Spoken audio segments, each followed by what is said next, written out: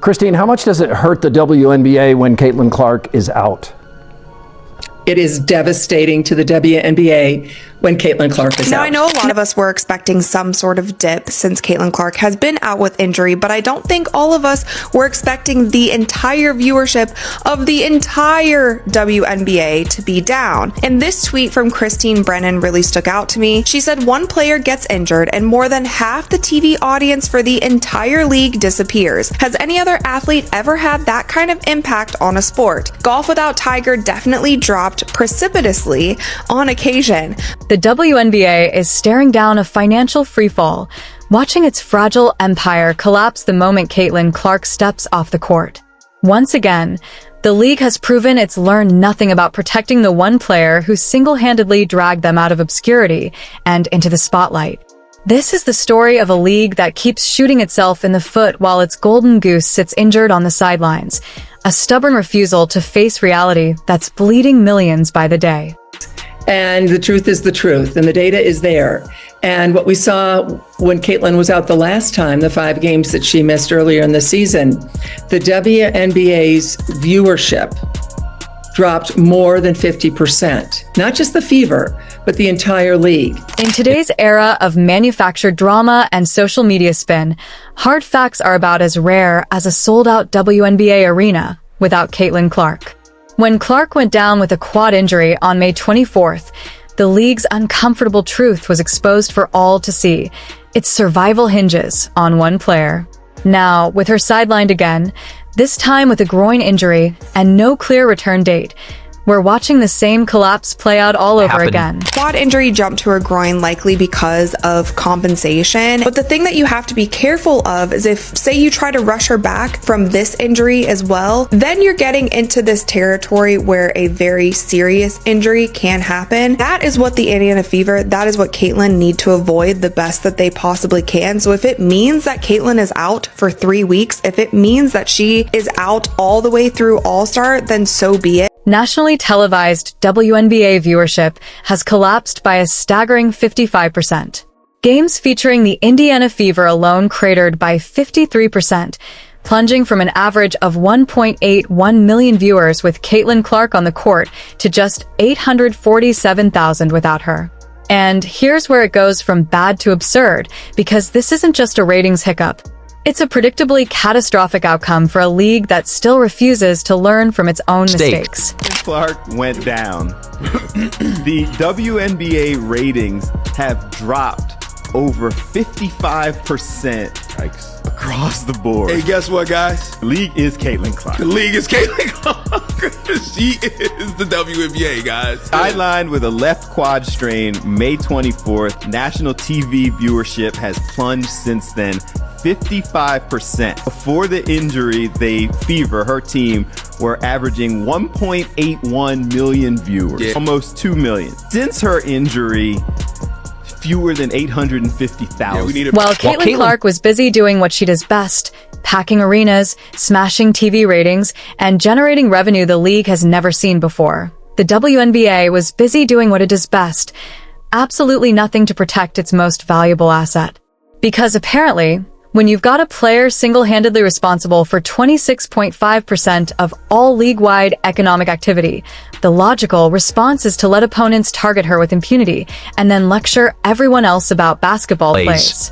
News is alarming for the league, and it's alarming for the league because this is such a crucial year for the WNBA. At the end of this season, the WNBA will go into CBA negotiations. If negotiations go well, then every single player in the WNBA has a much better chance of making so much more in their next contract. And that's one thing when you start thinking about how many people stopped watching when Caitlin Clark got injured. A lot of people stopped watching because they are boycotting the WNBA. They don't want to give viewership to any other teams or any other players, whether they like other players on the team or not, because of how the media and the league itself has handled Caitlin Clark and how they have treated her fans. What's truly fascinating, and by fascinating, I mean infuriating, is how this exact scenario has already played out before.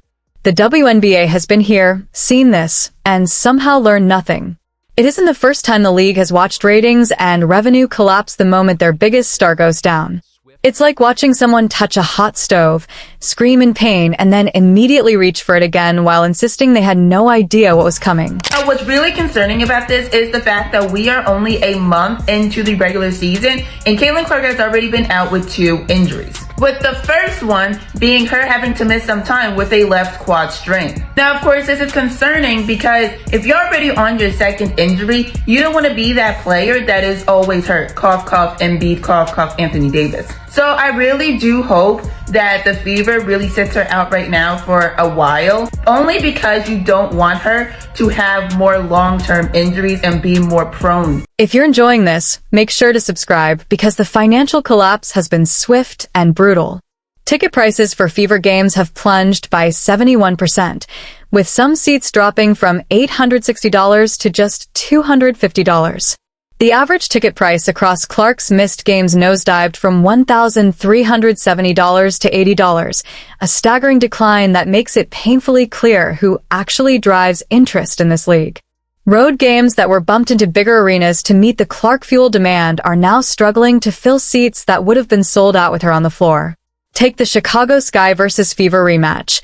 Once one of the season's most hyped matchups, ticket prices have cratered from $210 to $95. This is the same showdown that previously drew 2.25 million viewers, one of the most watched games in WNBA history. Without Clark, it's just another forgettable matchup that casual fans can't be bothered to watch.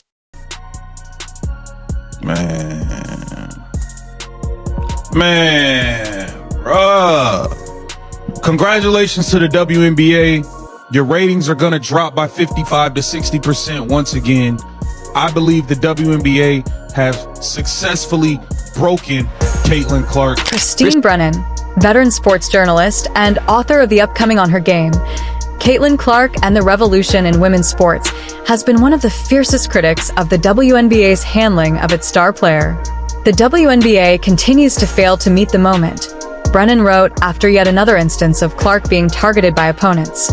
People are watching as never before, and this is what they see. Her critique goes straight to the heart of the issue. League data shows Clark alone draws more than half of all WNBA TV viewers. Yet the league continues to let her endure cheap shots and hard fouls that do nothing but intimidate their top draw. It's like a restaurant owner watching customers harass the chef, the very chef whose cooking is the only reason anyone comes through the door. As big a deal as Tiger was in men's golf, Keith, he did, and when he was gone, it affected the ratings, but nothing like that. And, Michael Jordan being out, maybe a 5 percentage points or something. Nothing like this. You can make a strong case, and I will make that case, and have that there is no one single athlete more important to his or her sport or tour or whatever the circuit is that they play on than Caitlin Clark is to the WNBA.